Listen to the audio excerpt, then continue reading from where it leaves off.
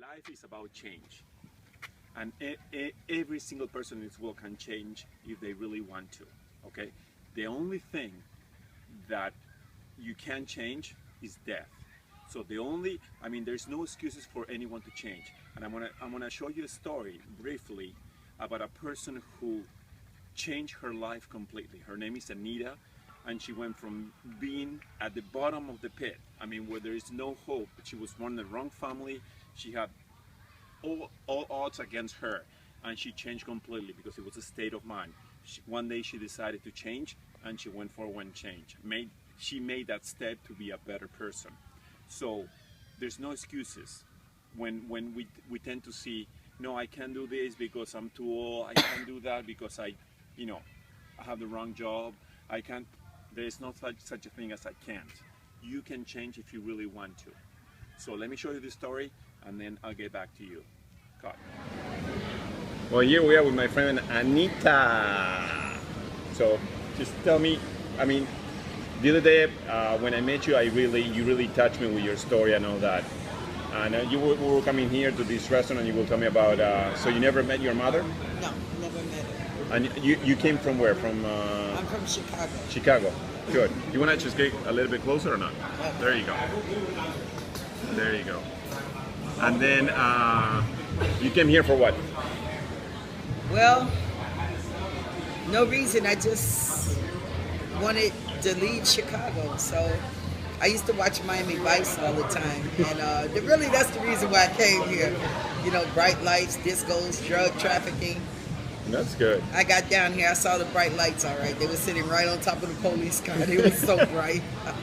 And then what happened? You got here and you got in trouble, and you start hanging out with the wrong crowd. Yeah, that too. You want that show you that picture? Yeah, right? let me see. Yeah. Let me see it again. Right. Because when I was at the day that I met you, I was really surprised and shocked.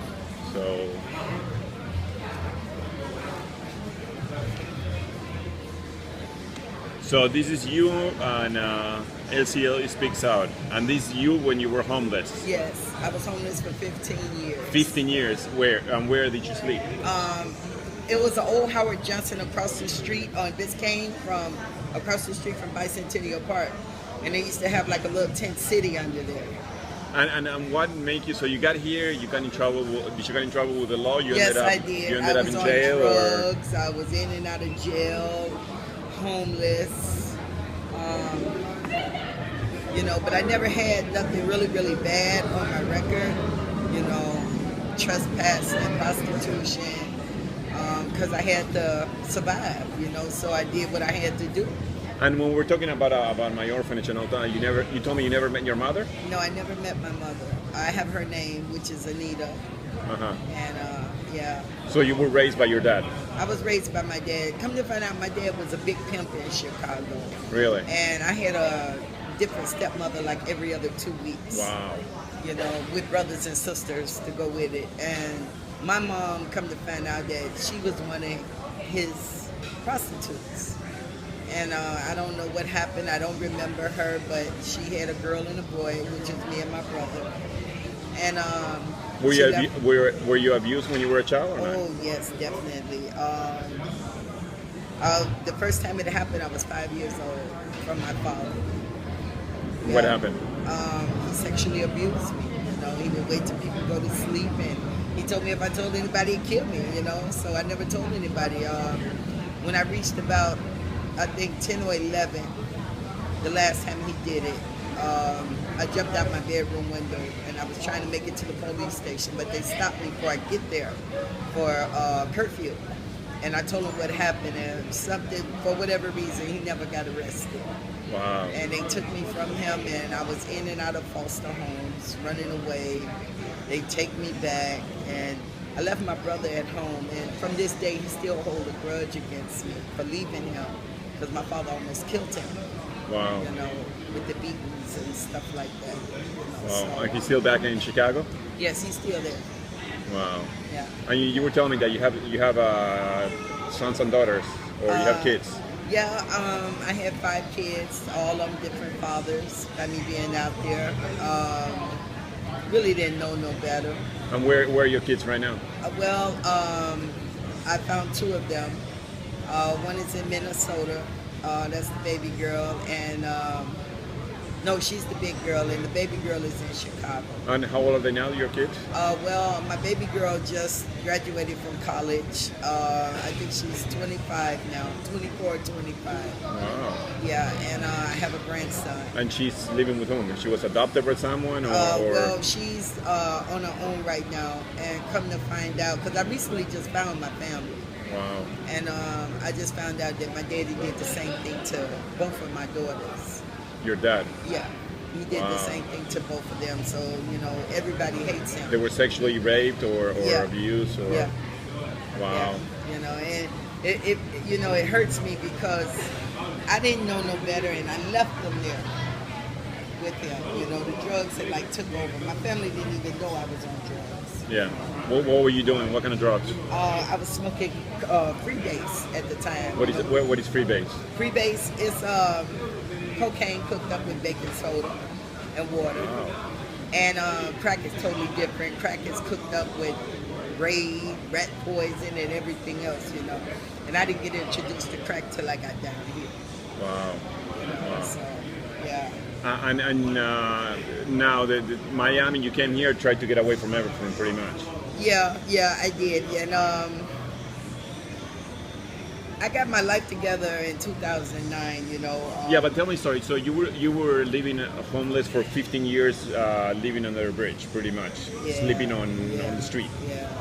And what was the turning point? What made you now change your life 360 degrees? I mean, well, as time went on, I felt that life had to be more to life than what I was living, and I wasn't happy. I was tired of going to jail. I was tired of sleeping on the streets. I just got tired of it. And one particular day on 20th Street, I had stopped selling my body, and I was.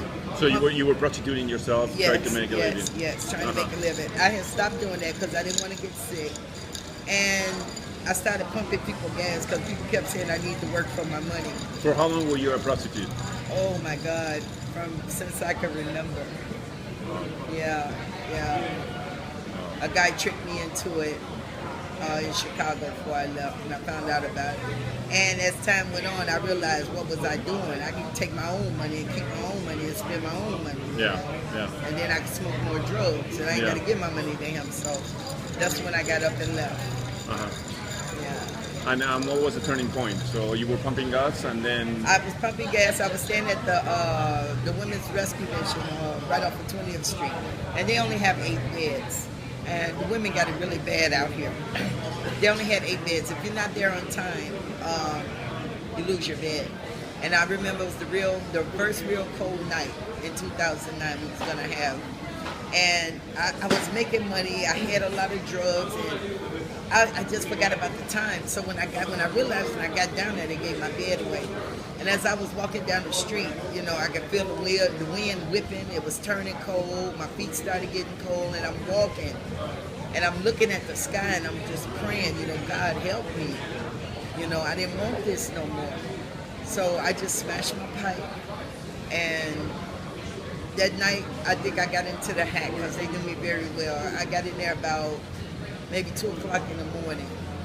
And when I got in there, I promised God, I promised them, I promised myself that they're going to have no more problems out of me. It's over.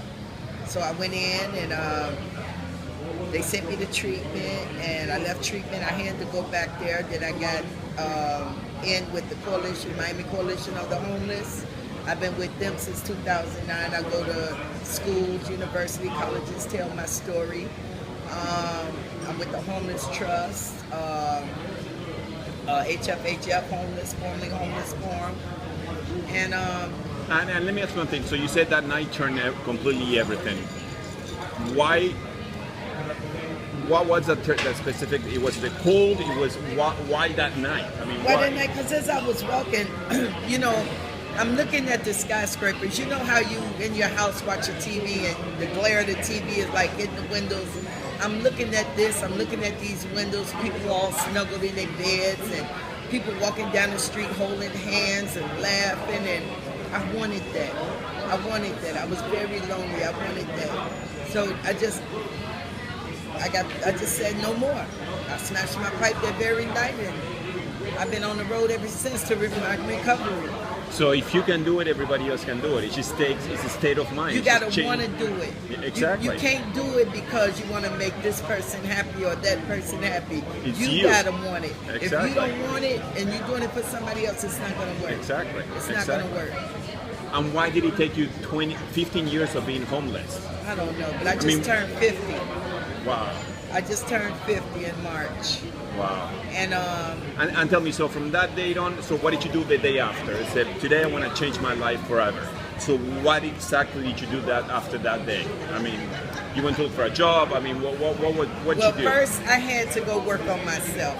I needed to get around some positive people, some positive things, you know.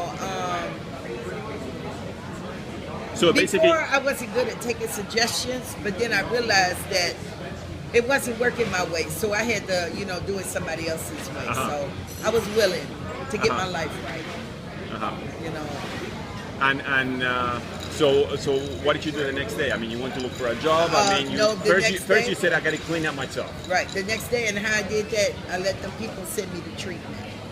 Perfect. A Better Way of Miami. Perfect. That's where I went, and I stayed there almost a year. Wow. You know, because I was only going to stay 30 days, then I'd be well. Them 30 days came, I said, I'm going to stay 30 more days, and so on and so on and so on. There, they helped me get my identification. They helped me get my identity back. By the grace of God, that all the things that I went through out there in my life, I'm not sick. I don't have AIDS, I don't have HIV, and I just found out that I'm diabetic. You know, so I take 2 pills a day. You know, and God was with me all this time. I don't know if you believe in God, but I really do. And in my lifetime, while I was out there, I have been raped, robbed, shot, stabbed, literally run over. So you said, how many times were you raped? Huh? How many times were you raped? Oh my God, too many, over 100 times. When you were sleeping on the streets? Yes, yes. Wow. Yeah. And then you were stabbed as well? I was shot, I was stabbed, I was run over, literally run over. By a car? By a car. I've been thrown out of cars on I-95. So after watching the story, it's pretty remarkable and it's a life-changing. When I interview Anita, it really touched my heart, and at the end of the day, you know who she is? She's a bag lady. She just puts groceries in bags in public supermarket, and she went from being at the bottom to really be a changed person and have the hopes and spirits to really be something in life. So I hope you learn from that experience, and you know, she touched my heart, and I hope it touches yours. And everybody has hope to change. So change. If you want to change, do it now. Now is the chance.